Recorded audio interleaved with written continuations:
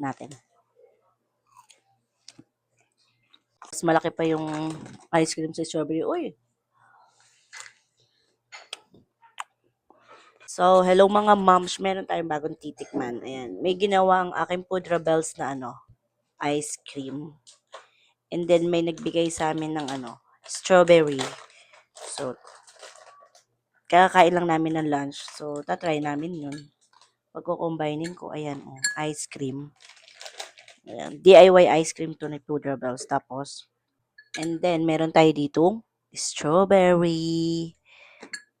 Ayan, nakita niyo yung strawberry. Tikman ko muna yung ice cream. Gusto mo na? Tikman na natin ice cream. Sorry, ang lamig. So, ito yung strawberry natin. Nahugasan naman ito.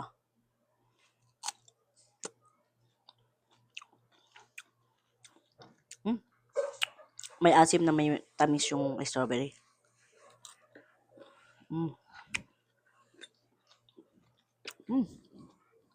Tapos, try natin siya ngayon sa strawberry.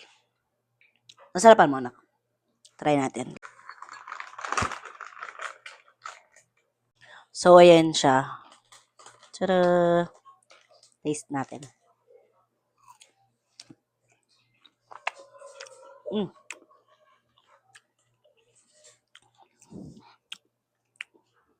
Sarap. Sarap yung ice cream. Pwede na siyang combo.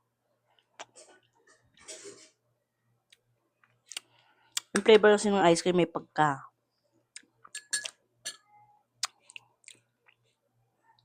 Graham na yung lasa niya, no? Caramel. Isa pa. Nandiliit ng strawberry. Lagyan ba natin? Mas malaki pa yung ice cream sa strawberry. Uy!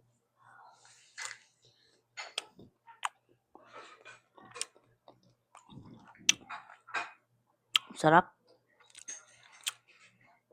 Isa pa. Ay, hindi pa.